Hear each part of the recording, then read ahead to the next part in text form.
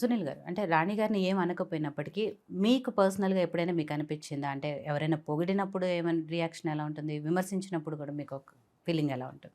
బయట చూసేదానికన్నా లోపల మాకు తెలుసు ఏం జరుగుతుంది అవును. అనేది. సో బట్ నథింగ్ అన్నిటిని కూడా వరీ. పెద్దగా ఏం పట్టించుకోరు. బట్ పొగిడినప్పుడు మాత్రం ఒక ప్రౌడిష్ ఉంటది కదా! మీ వైఫ్‌ని ఇలా పొగుడుతున్నారు అనేది. అంటే ఇంకెక్కువ రావాలి పేరు. ఇంకా రావాలంటారు పాలిటిక్స్‌లో. రైట్. ఇప్పుడిప్పుడే కదా స్టార్ట్ చేస్తున్నారు ఆవిడ. దాని గురించే సక్సెస్ అవుతారు. ఎలా అయితే న్యూస్ ప్రెజెంటర్‌గా 100% సక్సెస్ అయ్యారో, పొలిటికల్‌గా కూడా నేను ఇందాక అన్నట్టు ఆల్రెడీ సక్సెస్ ఒక గుర్తింపు వచ్చింది. గెలుపోటములు అనేది దైవాధీనం అన్నట్టు లేదు. ఎప్పుడు ఎలా వస్తది సందర్భాలు తెలియదు కాబట్టి ఎప్పుడు వస్తదని. ఇందాక సునీల్ గారిని అడిగాను మీలో నచ్చే విషయం ఏంటి అని. సో సునీల్ గారిలో మీకు నచ్చే విషయం ఏంటి? కామ్‌గా ఉండటం. హ్మ్.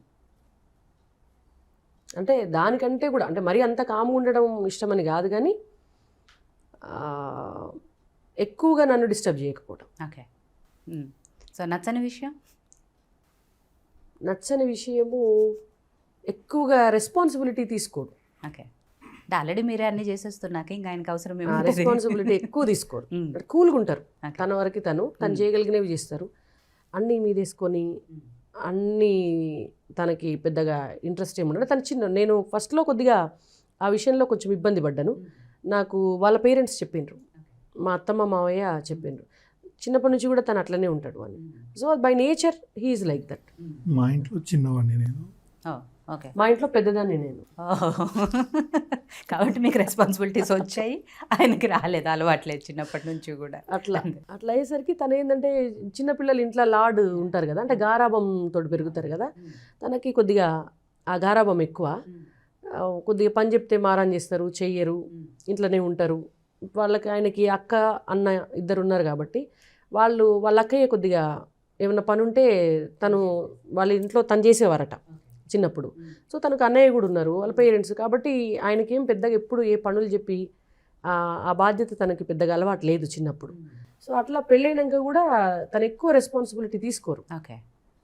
1-2 సార్లు చూసి మనం చేసుకోవాల్సిందే. అది కొద్దిగా నాకు అదొక్కటి నచ్చదు. ఓకే.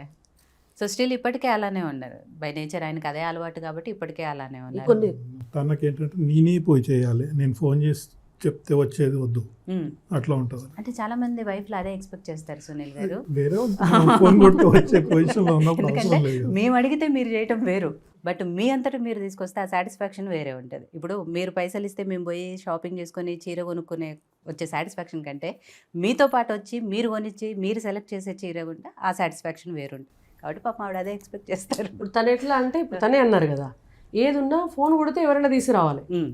తనకి లేచి వెళ్ళి చేసుకునే అలవాటు లేదు, ఇష్టం ఉండదు. మనం ఫోన్ కొడతాం, సరే వాడు ఇవాళ ఇప్పుడు కావాల్సింది రేపు తెస్తాడు. అవును. కొన్నిసార్లు ఇవాళ రాత్రికి తెస్తారు, మనకేదో ఇంట్లో అవసరం ఉంటుంది. కాబట్టి నాకేమో అట్లా కాదు, మన అవసరాన్ని బట్టి ఇమీడియట్గా లేచి రెడీ అయిపోయి వెళ్ళి తెచ్చుకోవాలి అనేది. నేను 1-2 సార్లు చూసి నేనే వెళ్ళి తెచ్చేసుకుంటాను. బెటర్ కదా, ఊరికే అడగటము బతిలాడటము ఆర్గ్యూ చేయటం కంటే మనం వెళ్ళి తెచ్చుకుంటే అయిపోద్ది. సో సునీల్ గారు, రాణి గారిలో మీకు నచ్చని విషయం ఏంటి?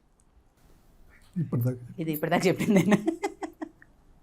అంటే ఏదైతే ఆయన రెస్పాన్సిబిలిటీ తను కూడా తీసుకురాదు, తను తెప్పిస్తుంది. అది నేను తెప్పిస్తే ఒప్పుకోదు.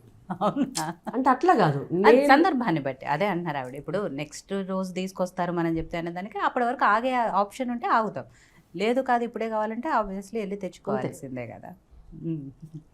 సో 2003 నుంచి 24 వరకు చాలా సంక్రాంతులు వచ్చాయి, వెళ్ళిపోయాయి, అన్నీ అయ్యాయి. సో ఫస్ట్ సంక్రాంతి గుర్తుందా? పెళ్ళైన ఫస్ట్ సంక్రాంతి ఎక్కడ చేసుకున్నారు, ఎలా చేసుకున్నారు? అప్పటి నుంచి ఇప్పటి వరకు ఇన్ని సంక్రాంతుల్లో ఎలా జరిగాయి? పొలిటిక్స్లోకి రాకముందు ప్రతిసారి ఇంటికి వెళ్ళిపోయారు, ఊరికి వెళ్ళిపోయారు. ఓకే. ఆల్మోస్ట్ సాటర్డే సండే వచ్చిందంటే కూడా ఊర్లో ఉండేవాళ్ళం. ఇప్పుడు అది కుదరట్లేదు. ఉండేవాళ్ళు అండ్ పండుగ కూడా అక్కడే సెలబ్రేట్ చేసుకున్నాం. అంటే ఇప్పుడు మాది ఒకటే ఊరు కదా, మా తల్లిదండ్రులది వాళ్ళ తల్లిదండ్రులది. ఇప్పుడు నాకు అమ్మగారు ఊరు అత్తగారు ఊరు రెండు అక్కడే కాబట్టి చుట్టాలు కూడా మాకు 90% అక్కడే అందరు. మా అక్క బావ కూడా అక్కడే, మా ఊరే. సో చుట్టాలందరూ అక్కడే, కావాల్సిన వాళ్ళందరూ అక్కడే ఉన్నారు. పాప చిన్నప్పుడు ఒక 2-3 ఏళ్ళు మా అమ్మ నాన్న దగ్గరే ఉంది, ఊళ్ళోనే ఉంది. సో మేము సాటర్డే సండే మ్యాక్సిమం నేను వీక్లీ ఆఫ్ పెట్టుకునేది, తనకి హాలిడే ఉండేది. సో అవకాశం దొరికింది అని అంటే డ్యూటీ అయిపోగానే వెళ్ళిపోయేవాళ్ళం. మళ్ళీ మండే రోజు మళ్ళీ డ్యూటీ టైంకి వచ్చేవాళ్ళం. అట్లా ఒకవేళ సాటర్డే సండే కుదరకపోతే ఇంకా వీక్లీ ఆఫ్ ఉన్న రోజు చూసుకొని వెళ్ళేవాళ్ళం. కాబట్టి ప్రతి పండగకి మాక్సిమం ఊర్లోనే ఊర్లోనే ఉంది. ఊర్లోనే. But ఇక్కడ ఇప్పుడు చేసుకున్నవి అప్పుడు తక్కువ, ఉమ్, మీడియాలో ఉండంగా అన్నీ ఊర్లోనే. ఆ, నేను కొద్దిగా పాలిటిక్స్లోకి వచ్చిన తర్వాత ఏంటంటే ఎంతసేపు కొద్దిగా ఆలోచన అంతా కూడా ప్రొఫెషన్ మీద ఉండి ఎందుకు టైం పోగొట్టుకోవాలి అనేది ఉంటుంది నాకు కొంచెం. ఓకే. ఆ టైంని కొద్దిగా దీని మీద పెడితే ఉమ్, ఏ రోజైనా కూడా ప్రతిరోజు నేను కొద్దిగా ప్రతిరోజు కూడా ఏదన్నా ఉపయోగం వస్తే ఈ రోజు ఉపయోగించుకోవాలి అని కూడా ఆలోచన చేస్తా. ఆ, సో నేను పాలిటిక్స్లో నాకు పార్టీలో కూడా ఏదైనా పని ఉన్నా ఉమ్, ఏదైనా బాధ్యత ఉన్నా డెఫినెట్గా నేను నో చెప్పను. ఓకే. అది ఏ పండగైనా ఏ పబ్బమైనా. ఈవెన్ మీడియాలో ఉన్నప్పుడు కూడా ఉమ్, ఏదైనా ఇంపార్టెంట్ షోస్ ఉన్నా షూట్స్ ఉన్నా ఏదైనా ఉన్నా కూడా కంపల్సరీ వెళ్ళేదాన్ని. ఇక ఇవాళ ఇది ఉంది అది ఉంది అనేది ఏమీ లేదు ఉమ్, ఎప్పుడు కూడా. So Right. ప్రొఫెషనల్గా కొంచెం మనకు ఎదగాలి అని అనుకున్నప్పుడు వర్క్ చేస్తున్నప్పుడు కొద్దిగా కమిట్మెంట్ కొన్ని త్యాగం చేయాల్సి ఉండాలి వస్తుంది. ఉండాలి ఆ. ఉండాలి. రైట్. సో మీరు మీ బ్రదర్ ఇద్దరే కదా? లేలే చెల్లె కూడా ఉంది. ఓ, చెల్లి ఉంది.